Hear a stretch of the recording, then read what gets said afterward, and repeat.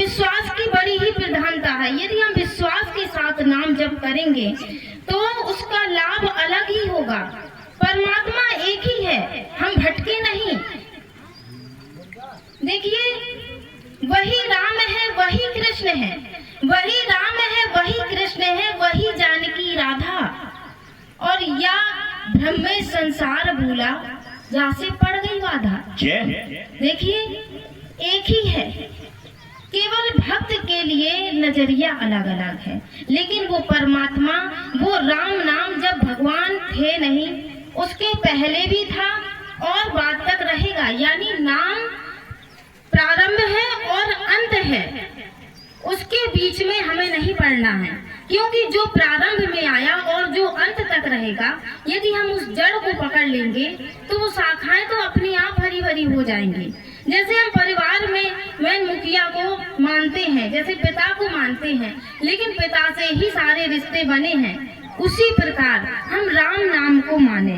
और जो हम मोह माया में पड़े हुए हैं ना, कहते हैं कि माया हमको इतना नचा रही है कि हम नाम ले नहीं पाते हैं। तो देखिए, माया हमको नहीं पकड़ी है, हम माया को पकड़े हैं। हम यदि माया को छोड़कर उस मायापति को पकड़ लेंगे, उस राम को पकड़ लेंगे, तो माया हमारे पीछे पीछे आएगी। उसे हमें पकड़ने की जरूरत नहीं है। ये हमारा अनुभव है कि जो हमने अभी सत्संग किया है, तो ये अनुभव किया है कि हमेशा मायापति को ही पकड़ें। और ये ना सोचें कि माया हमें नचा रही है, हम पकड़े हैं उस माया को, छोड़ ही नहीं रहे हैं। एक कवि गाते हैं, सब जग को रही नचाए, हरि माया जादूगरनी। सब जग को रही नचाए, हरि माया जादूगरनी।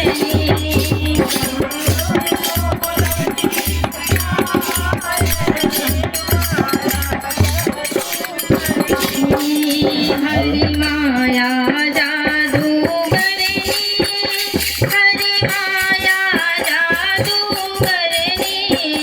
हरि माया जादूगरनी, हरि माया जादूगरनी। अद्भुत खेल दिखाए, हरि माया जादूगरनी।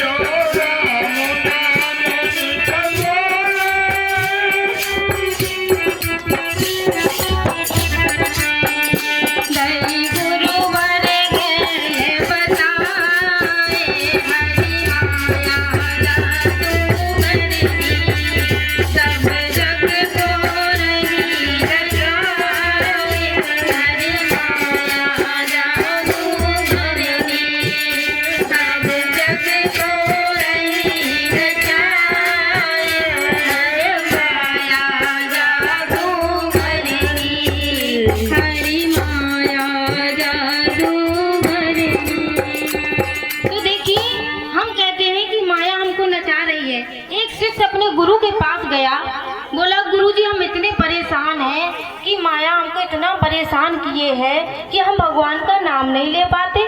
तो बोले इसका उत्तर हम तुम्हें कल देंगे। दूसरे दिन गुरुजी गए, पेड़ को जोर से पकड़ लिया। शिष्य जैसे ही आया तो गुरुजी चिल्लाने लगे कि बचाओ बचाओ, पेड़ मुझे जोर से पकड़े हैं।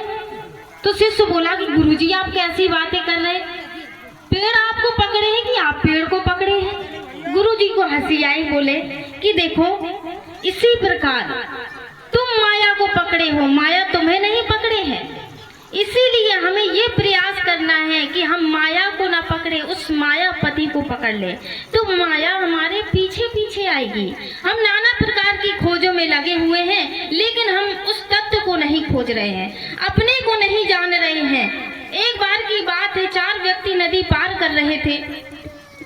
नदी पार किया, सोचा कि कहीं ऐसा तो नहीं कि 4 में से एक डूब गया हो, तो गिन लिया जाए। तो ये कह रहा कि रुको हम गिनते हैं। गिनना शुरू किया कि 1 2 3।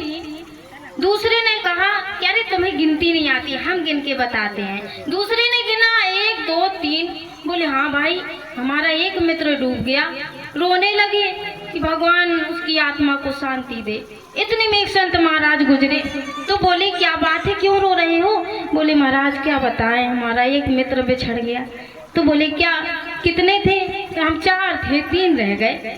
तो महाराज जी को समझ में आया, कहा अच्छा हमारे सामने गिनो। गिनती की तो कहा कि तुम अपने को तो गिनो, तुम तीनों को तो गिन रहे हो लेकिन अपने को भूले हो। और यही हालत हमारी है कि हम अपनी कमियां नहीं देखते, अपने में नहीं खोजते, संसार के लोगों की कमियां देखते हैं, उनमें कमियां ढूंढते हैं, अपने को नहीं जान रहे लेकिन संसार को जान रहे हैं। यही सबसे बड़ी कमी है। देखिए अपने को जाने, अपने उस तत्व को जाने। और एक बात और है, यदि हमारे पास खूब धन है, देखिए राजा है तो वो भी दुखी है, गरीब है तो वो भी दुखी है, सब दुखी हैं। इसका मतलब ये है कि किसी में संतोष नहीं है। यदि संतोष आ जाए, हमारे कबीरदास जी कहते हैं कि धन की हमें केवल इतनी आवश्यकता है कि साईं इतना दीजिए जामे कुटुंब समाए, मैं भी भूखा ना रहूं, साधु न भूखा जाए कबीरा, साधु न भूखा जाए। तो कबीरदास जी कहते हैं कि केवल धन की हमें इतनी आवश्यकता है। यदि ज्यादा धन हो गया तो हम दुखी रहेंगे, चैन से सो नहीं पाएंगे, टेंशन बनी रहेगी। इसीलिए हमारे अंदर संतोष होना चाहिए। हमारे गोस्वामी जी कहते हैं, गोधन गज धन बाज धन और रतन धन खान, जब आवे संतोष धन सब धन दूर समान। संतोष पुरुषस्य परम निधानम, संतोष ही मनुष्य का परम खजाना है। हमारे पास 99 रुपए हैं लेकिन हम उस 101 के पीछे पड़े रहते हैं कि 100 हो जाए, और उसी एक के पीछे हम अपना पूरा जीवन निकाल देते हैं।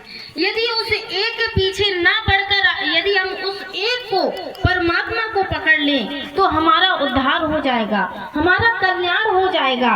और इस तत्व को जानने के लिए हमें परमात्मा को पहले जानना होगा, सत्संग करना होगा, क्योंकि जाने बिन न होए प्रतीति और बिन प्रतीत होए नहीं प्रीति। इसीलिए पहले हमें उसको जानना होगा, फिर उसका हम अनुभव करेंगे, क्योंकि पहले हम साकार को पकड़ेंगे तब हम निराकार तक पहुंच पाएंगे। जैसे ही छत में जाना होता है तो सीढ़ियों की आवश्यकता होती है, हम डायरेक्ट छत में नहीं पहुंच जाएंगे। उसी प्रकार हम यदि साकार को पहले पकड़ेंगे, राम को पकड़ेंगे, नाम को पकड़ेंगे, तो हम उस परमात्मा तक पहुंच जाएंगे, उस राम तक पहुंच जाएंगे जो सबके भीतर विराजमान है। और ये सब हमें सत्संग से ही प्राप्त होगा। राम राम की जय, राम राम की जय।